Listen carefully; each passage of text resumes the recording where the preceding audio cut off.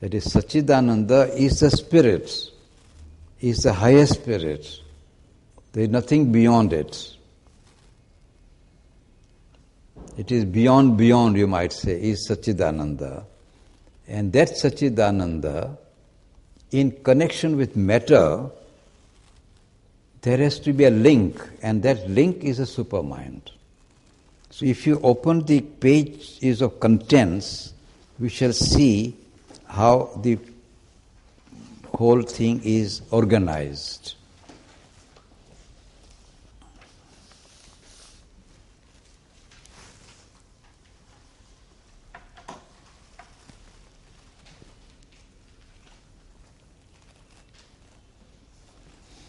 You see, chapter number 9 is called the pure existence.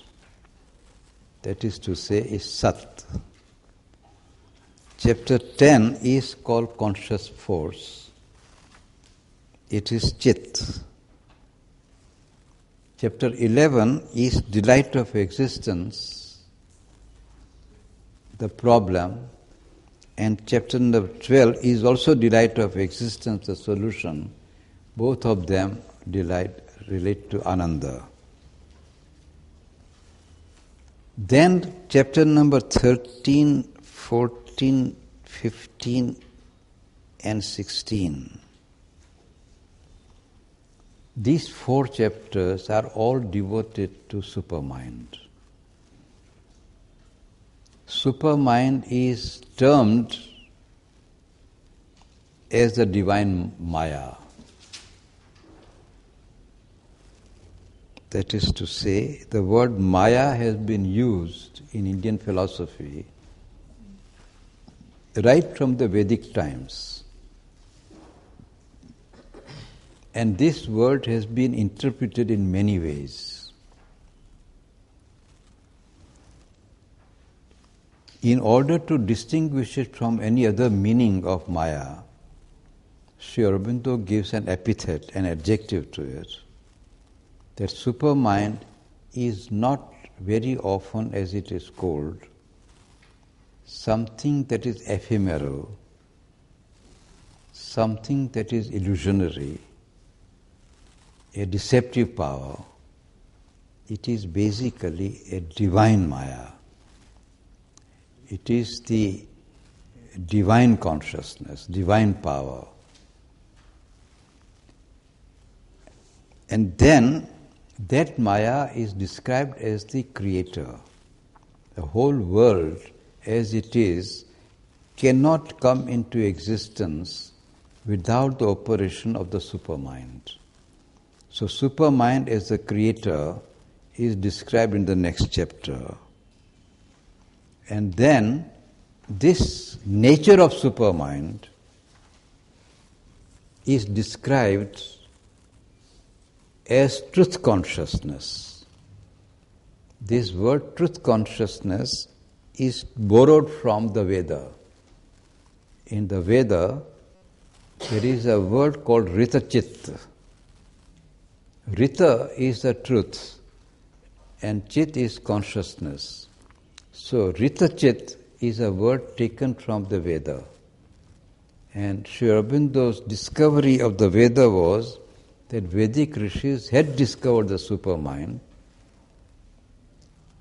and this knowledge which Sri Aurobindo has given of the supermind is actually supported, so much confirmed by the discovery of the supermind which was made by the Vedic rishis. In a sense, you might say that the Life Divine is actually a book on the Veda. The entire book is actually a book on the Veda.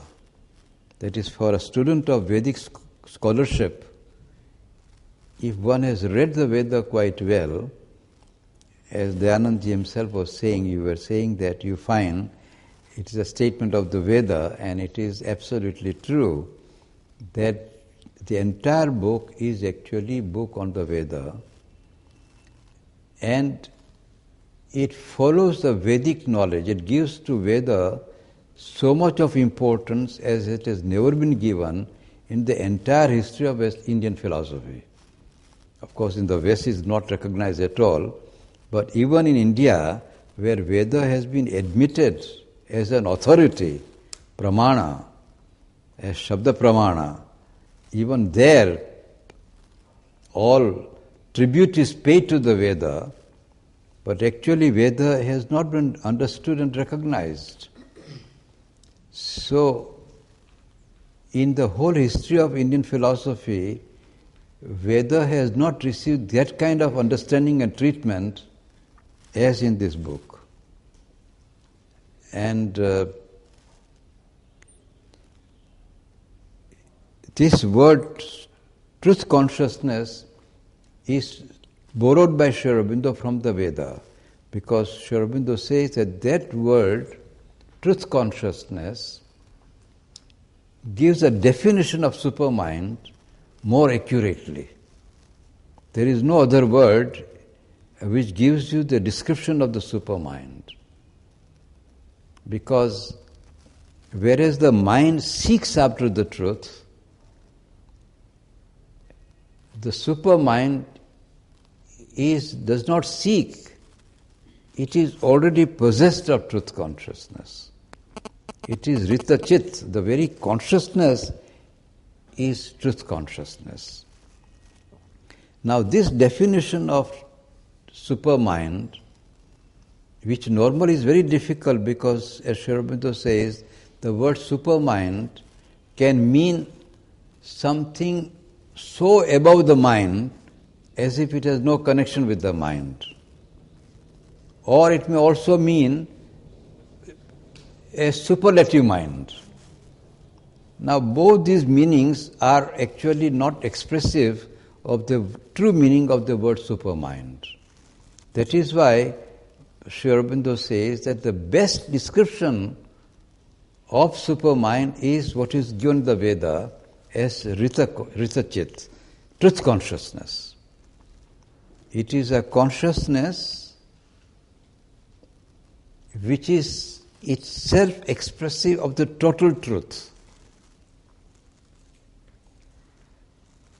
And this chapter is particularly important for all of us who want to understand the precise connotation of the word supermind, because we always use the word supramental so easily, but when that word is analyzed properly, what is this supermind and what was the Vedic knowledge of supermind, and then we understand how much Vedic rishis had reached in their sadhana.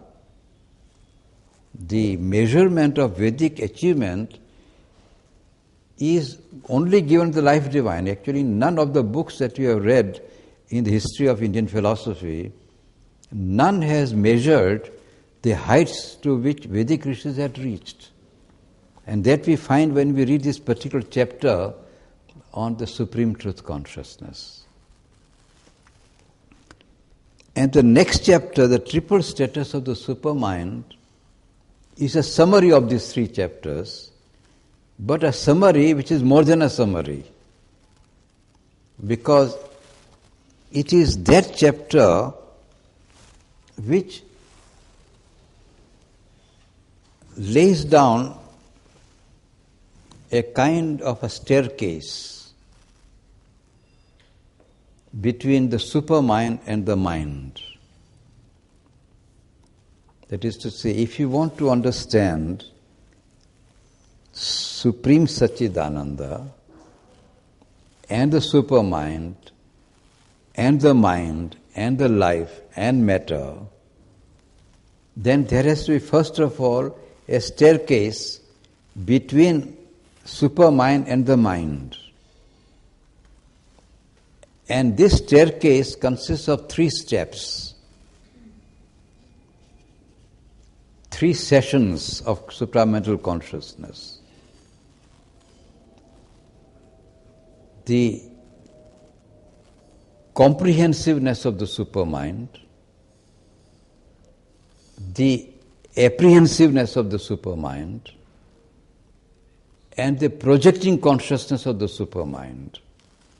These are 3 steps.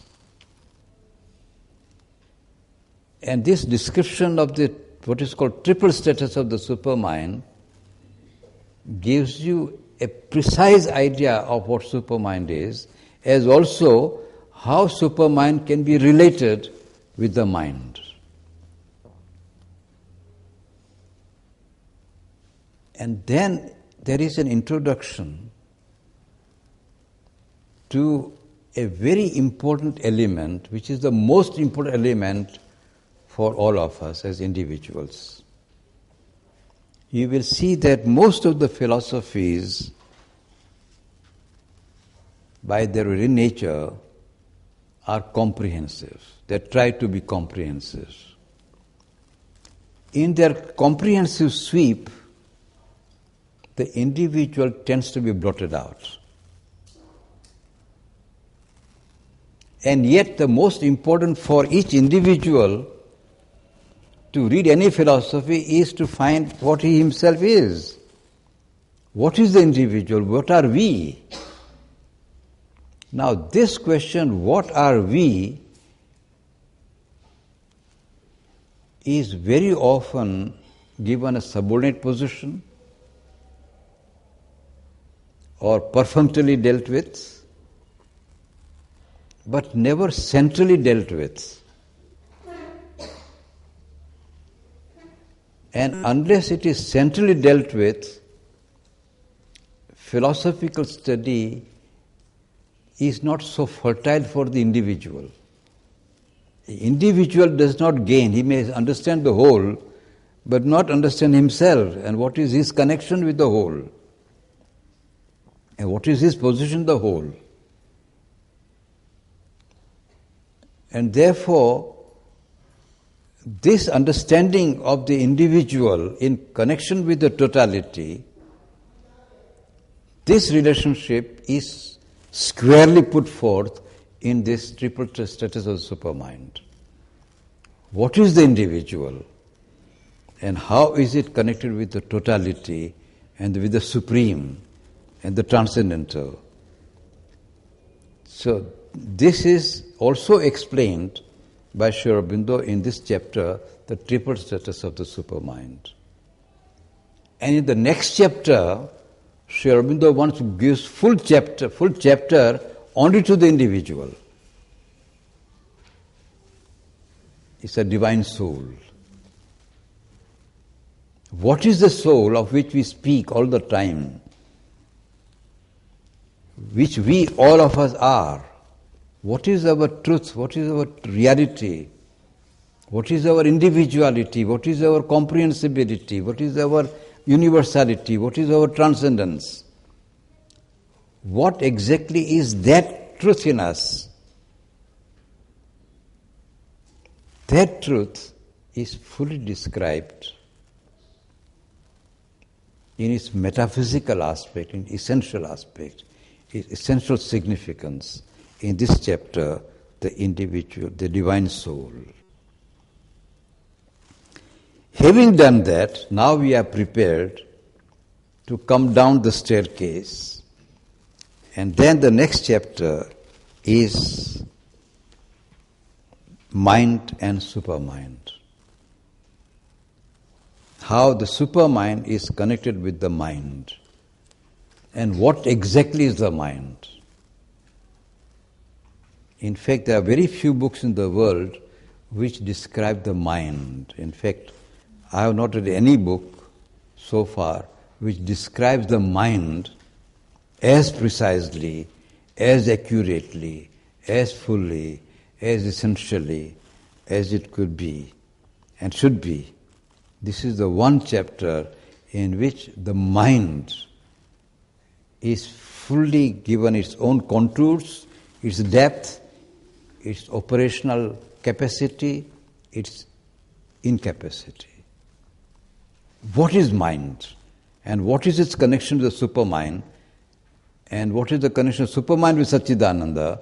And therefore, what is the connection between mind and Satchidananda? This is one chapter in which this entire staircase is further brought to us, in which we can then compare our mind and see our own reflection and to see where our mind is located and how we can define to ourselves our own mind. And then there are next 4 chapters which are given to the problem of life. That is to say, life, what exactly is the distinction between mind and life on the one hand, and life and matter on the other? What is the necessity of the phenomenon of life? What is the precise connotation of the word life? In what sense can animate and inanimate matter can be distinguished? Where exactly, precise point where we can distinguish between matter and life? All the facts of biology, for example, just as the chapter on mind is the quintessential chapter of all psychology, similarly, this chapter on life is the quintessence of all biological study.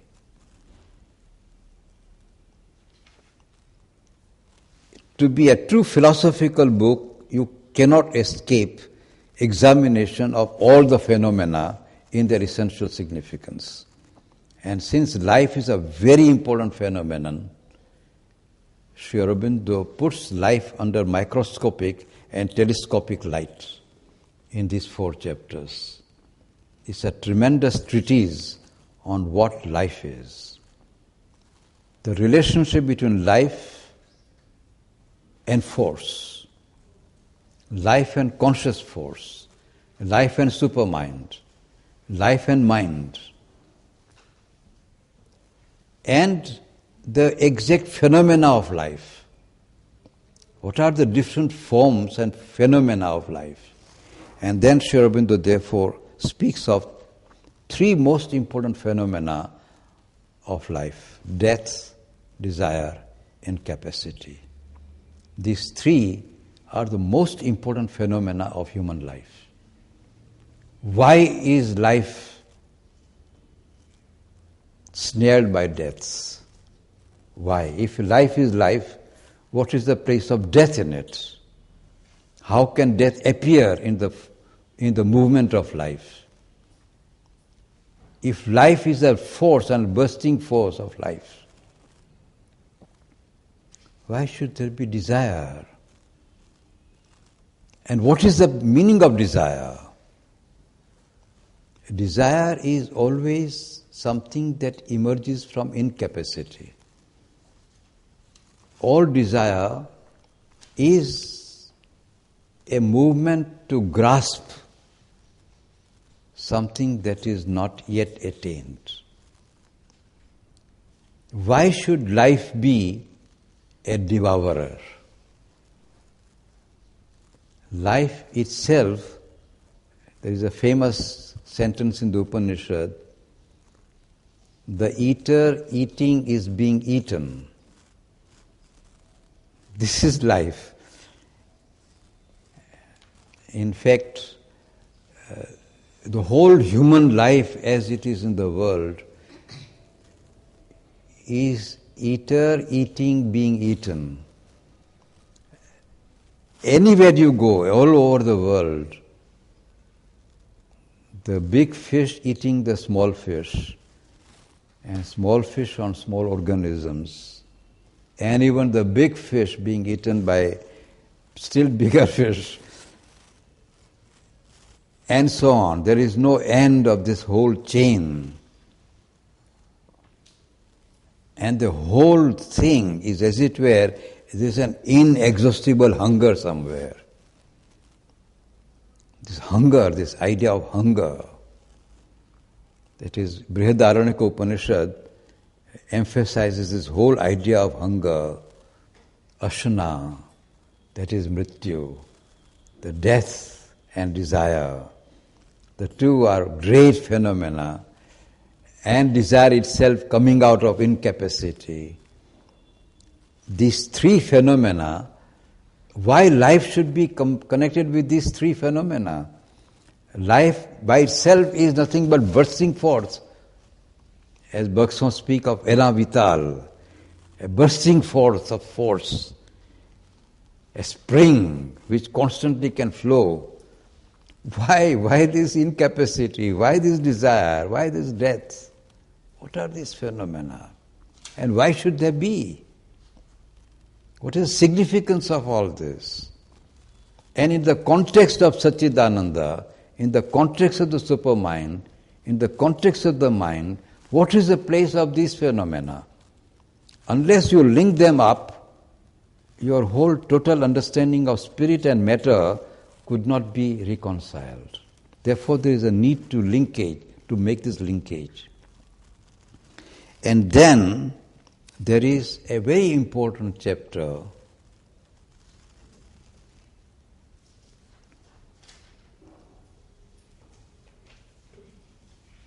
the double soul in man.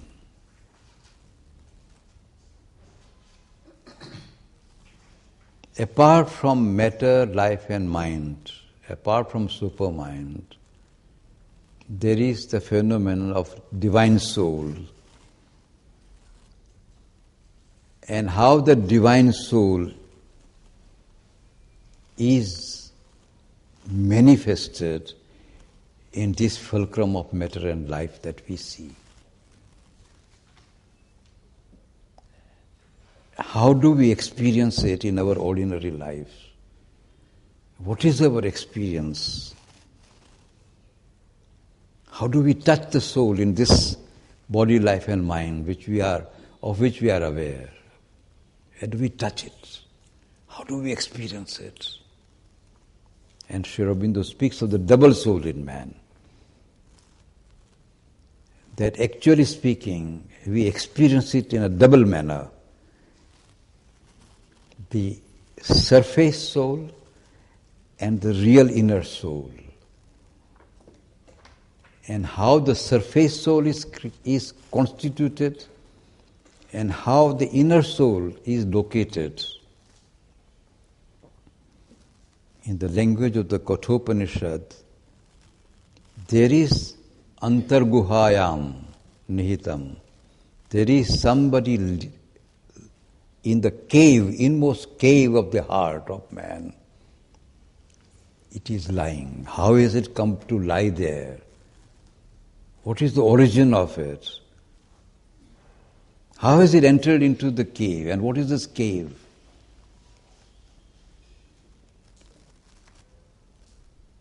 This is a phenomenon which has to be explained and understood, the significance of it. Otherwise, it's not a full philosophy. What is the relationship between this soul in man and body in which it is located? Its relation with the life, relation with the mind, with the supermind, and with Satchidananda. What is the relationship? Unless all these are linked very clearly, our philosophical analysis is not complete. And this chapter is therefore extremely important. It takes us to the very heart and soul of our true individuality, what we are, and how do we discover ourselves, at what point, what is the key of our own being, in which lock that key can be turned. We don't know either the key or the lock, but both are here, lock and key are here inside our being. So how do we unlock ourselves and our individuality? How do we deal with it? And what is its connection with body, life and mind? And the next two chapters are given to matter.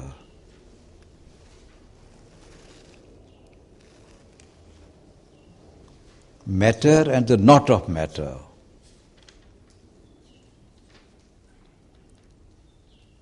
Now actually matter is, in a sense you might say, a substance.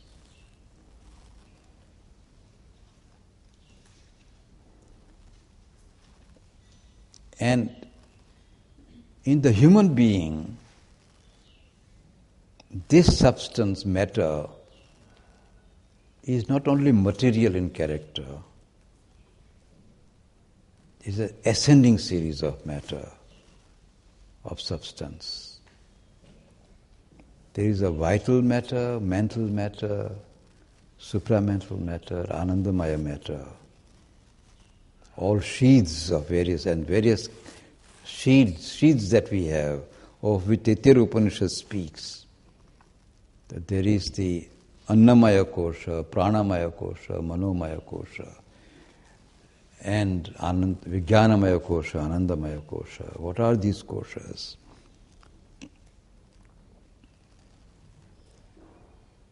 And the next chapter is a kind of a summation.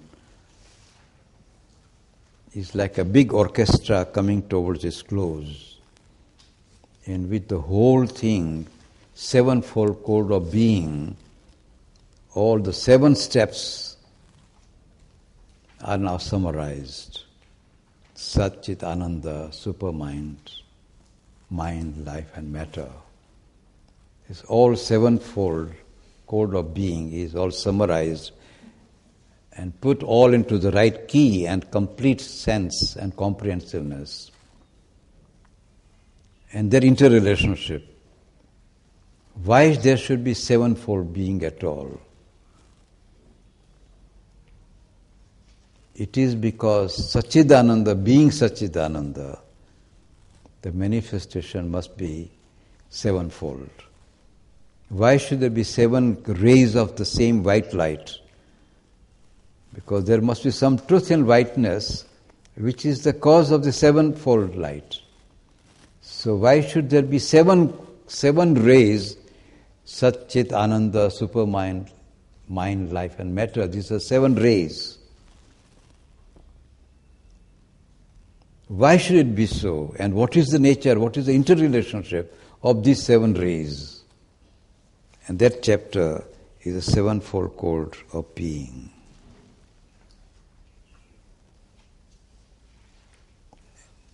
Actually speaking, it completes the whole exposition in basic fundamental terms. But in this rapid movement, there is one movement which is not sufficiently focused upon, which to us as human beings is extremely important. And that's why Aurobindo adds one chapter, Supermind, mind and the overmind Maya. It is fundamentally a chapter to explain a most difficult phenomenon in the world, and that is ignorance. If there is one important problem of man, is that there is ignorance.